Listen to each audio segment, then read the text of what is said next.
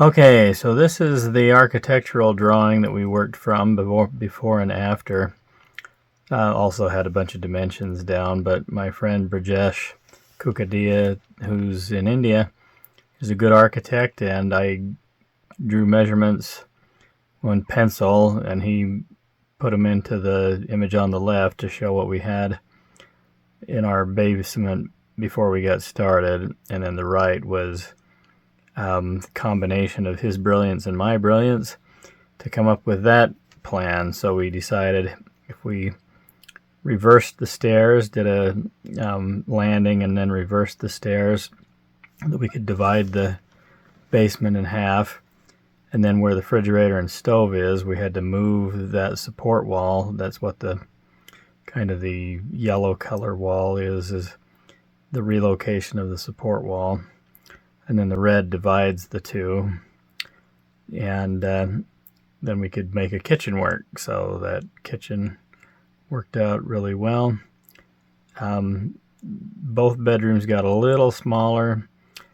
The one says 127 square feet, but it really is smaller than that now because we had to move the utility room wall about a foot to get it to work. But we made it bigger with a walk-in closet, so it's almost the same as it was before if you count the walk-in closet. But that's really close to the way it actually got built. The under the stairs is actually storage for their apartment now instead of for ours. I was thinking it might be us, but it's mostly them. And so that's the design. That's how it worked. Hello, it's October 16th, 2024, and the project that Cameron and I started on February 1st is finished now. We just remodeled the entire basement, and I'm going to show you what we did. So we'll start out right here. So the stairs, we had to move the stairs backward about 1.5 feet, or maybe a foot, so that we'd have more room in the kitchen. So now the stairs are done, and they've got really great carpet on it. And we found a place to put this big map, because we had to build a landing to reverse the stairs. And we made a really skinny wall right here. Did a lot of these. They have this wall right here on this side's got soundproofing and carpet embedded in it, and it's skinny. It's got OSB wood in it, so does this one, just to make it stronger. There's an awful lot of electricity and things behind there. And so coming down the stairs, we come down this landing. Here we are at the food storage room. We had to move this wall, move a supporting wall, and put in, Cameron helped do the electrical panel here. And there's an electrical wire that goes all the way back. So we rebuilt that, and right down under here we had to pound concrete out so we could reach the sewer line. That's right there. That's a little hard to see, but you can see it right there. This spot where I'm standing, right here in the middle of this hallway, is the old secret passageway, and there's a supporting wall right in the middle. So we moved all of that and come through and angle the wall back to the old position of the supporting wall. And you can see that right there. And here's my office, the little secret room. I'm going to just show that. The only thing we did in here was ran electrical lines through those ceiling panels and then changed the carpet. That's pretty much what we did there. And coming out here, we got a new couch and built those shelves there. That was a while ago, but the TV and the stand there are kind of new. And then we built this wall. We used to have a slide right here. It was about right here where this door is. In fact, it is here because the stairs are in the same position. We had the rainbow room there, and that's the same as it was before with the slide on the left.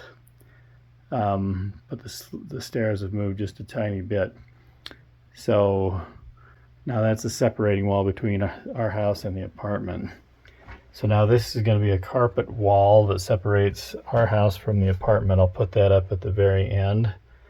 And now we come through the little tiny door. This used to be the tiny door to the rainbow room. That was Amber's room. I made it on an angle this time. So now just check this out. So we've got a little teeny room with a tiny couch and TV.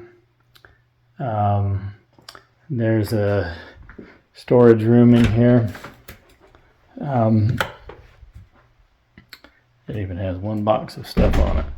So we made a little storage room right here and tried to soundproof everything so it's double walled and soundproof, and this door is a solid core door so that it would help deaden sound between our apartment or our house and this apartment.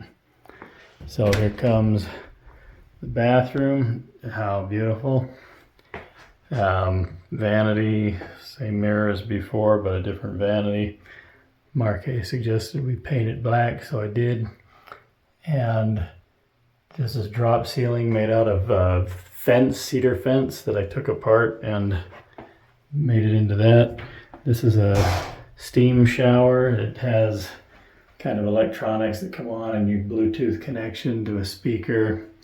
It's got steam and water hits you all over the place. I don't like that part, but otherwise it's really nice. And this, we had to move the toilet. We had to move the entire wall actually. So this wall we had to move backwards about a foot to fit the shower in, and also give the toilet a little more room. So we had to pound concrete out and put a new toilet hole there, new drain. There's a lot of things we had to fix and replace. This wall is the same wall as before, same sheetrock as before, but we filled it with OSB behind it to try and make it skinnier. I'll show you what that looks like. So here's the utility room. Here we had to move the original door about 1 foot that way, and also that door, so that we could have enough room to get the washer and dryer in here. So we built the room to fit the washer and dryer, and then redid all of the plumbing, so it's a lot better than it was before. And reverse osmosis back there. Water heater's in a better position. The water softener is inside of this box. Build a box around it to try and deaden the sound, and it works pretty good actually to knock the sound down. Salt tank.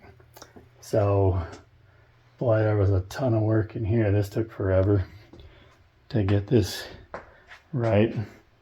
Now what? We got the kitchen. Oh, the kitchen is so beautiful. So Kevin gave us this table and chairs, and that turned out really great. A lot of the lights are the same as before, but we repositioned them. And here's the beautiful kitchen. We had to move the supporting wall that was there back about 2 feet, maybe 2.5 feet, in order to fit the fridge in and the stove and the cabinets. We put in some steel beams up in the ceiling there to extend them to the new support wall so that we'd have enough room for the cabinets. And it just turned out really great. And here's a pantry. Still got a lot of tools in it. Cameron built pretty much the whole thing. And so that turned out really nice. Cameron got us to pretty close to the halfway spot, although it looked like devastation when he left because there was just so much left to do. Finish work, but all the structure was done, the electrical, plumbing, and everything. That was pretty much all done. So here's Cameron's old room. The door to the old room was about right here where this light's shining down. And now the door is moved clear over to that wall. And this wall is also extra thick. It's got solid particle board, OSB board on the inside, so you can put a screw in anywhere and it'll hold. We did that partly for that reason, but also to deaden sound between the bedroom and the kitchen and other rooms. This shelf on top was something I built long time ago, and when we were first had it, probably it was Kevin's room. I think this was Kevin's room originally. And so that stayed, put extra insulation, shrunk the window down, partly just because it was way too big, and also so that we could get that window air conditioner in there. And the lights, we got a center light there, these lights, and now we've got that, and then the fan. The fan are all on different switches. And what else did we shrunk this window upward? It used to go lower, but made it lower, or raised it up a little so that the bead board would look good. And also put these all on. That's the exterior light switch, and then that switch is for that, and that switch is for that. So the kitchen just looks super good at night in the dark. What else did we do that's fun? How that countertop turned out great. It was just butcher block that I put tabletop epoxy on. That was hard, but it worked in the end.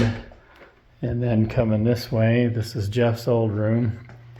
We kept the colors mostly the same. This lighter color is not the same, but the